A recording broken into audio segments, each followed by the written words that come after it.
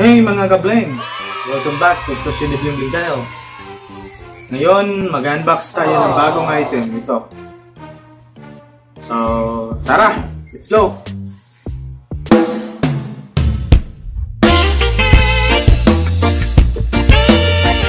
So, ito yung bagong item. In-order ko to sa Shopee. Okay. So, ito yung bagong item. In-order ko sa Shopee. Ito. Dumating to kahapon. So, at ating buksan. Buksan natin.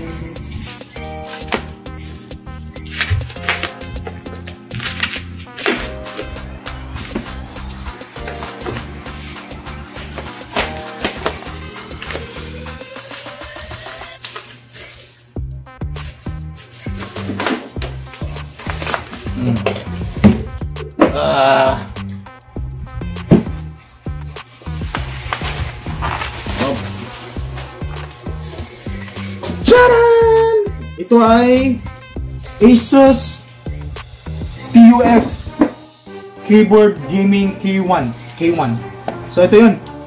In-order ko sa Shopee. Salamat Shopee. Not sure if anong shop yun sa Shopee or anong store yun sa Shopee. If may katanungan kayo, just comment down in the comment section. So ito yun. Without further ado, at buksan na natin.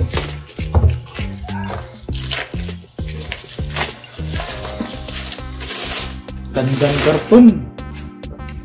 Wow! Ganda. So it's already Asus Aura Sync. So Aura Sync talaga yung pinili ko kasi para compatible naman siya sa keyboard ko. I mean sa motherboard ko. So yung fans, yung RAM naka-Aura Sync na. So keyboard naman. So next, I was thinking to buy off keyboard, mouse naman na naka-Aura Sync. So ito, TUF Gaming Keyboard. So open na natin. So yun. Mamaya muna, tingnan mo ito yung specification dito sa karton. Ito yun, membrane switches, spill resistant, durable, dedicated volume knob, armory crate, personalized play, ergonomic rest. So ito yun. So may lights na siya. For further specifications, just search on Google na lang TUF keyboard, Asus TUF Keyboard Gaming K1. Yan, ito. So, buksan natin.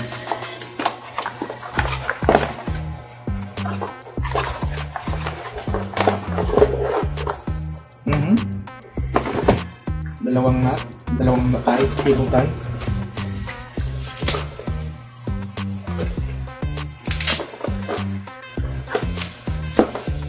Charan! Yon. So ito yon. So ito yung volume knob niya. Naka-plastic pa yung upper layer. Dito yung mga label. Naka-plastic pa. Tanggalin natin yung plastic. Yun. Yan. Sobrang ganda. Asus TUF Gaming K1 Gaming Keyboard. Model niya is RA04. So ito. Yan. Ito try natin tong ikakabit natin sa CPU natin. So ito naman yung rest. Ito. Dito. Ito. So ganyan lang dito. Naka-rest. Sabi yan. Meron ding mga manual. May manual siya. May manual. As usual. Manual. And then meron ding ano to, warranty card. Saka na yan. So dito yan. Ito lang. Wala nang iba. So open natin to. Ikakabit natin kasi gusto ko yung may rest.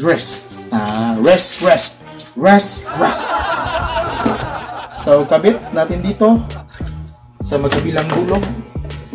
Ito yung lock. Dalawa. Ito yung lock.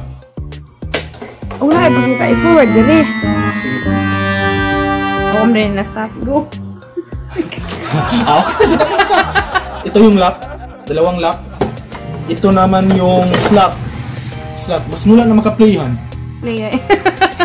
Siya, ganun ang ninyaw-yaw. Play na ki-off. 4 minutes na gani na. Oh. Cut na oy. Ayaw, hindi na.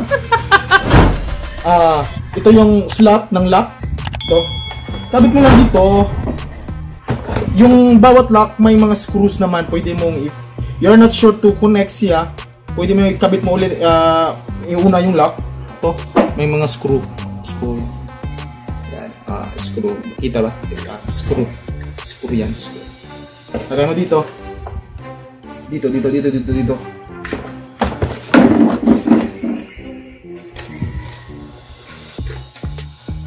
Yung iba kasi, yung itong rest, nakakabit na kaagad. Ito siya, wala pa kasi it's up to you if gusto mong tanggalin. Yung iba, hindi ata gusto kasi sa tingin nila masyadong malaki if meron pa to. Sa akin, gusto ko to kasi nakapagpahinga yung rest natin. Kasi rest. So ito yun. So kapit na natin.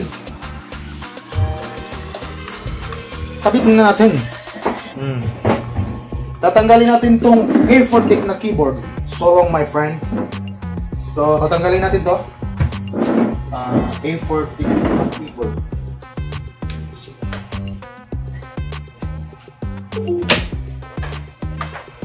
Ipapalit natin ng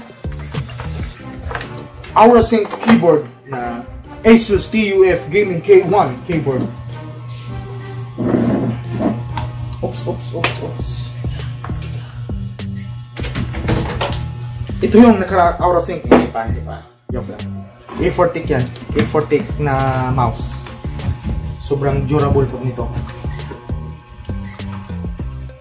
So, kabit na natin.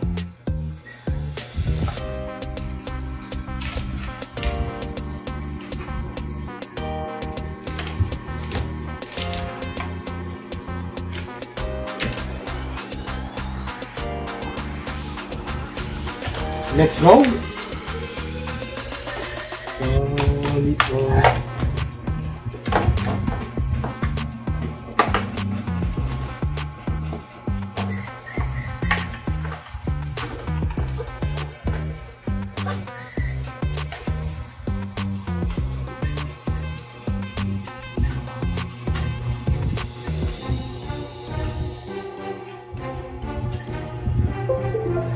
Okay, yung slot niya is USB lang. So, gaganon mo lang. Hindi siya PS2. Yes, USB siya. Yan, maganda. So, ito. Umiilaw. Yan, RGB lights na. Umiilaw na. Ito yung volume. See? Nag-volume up, nag-volume down. Oh, see? Volume talaga. Volume knob. So, yun na lang. Ganda. Type natin. Oh, pan.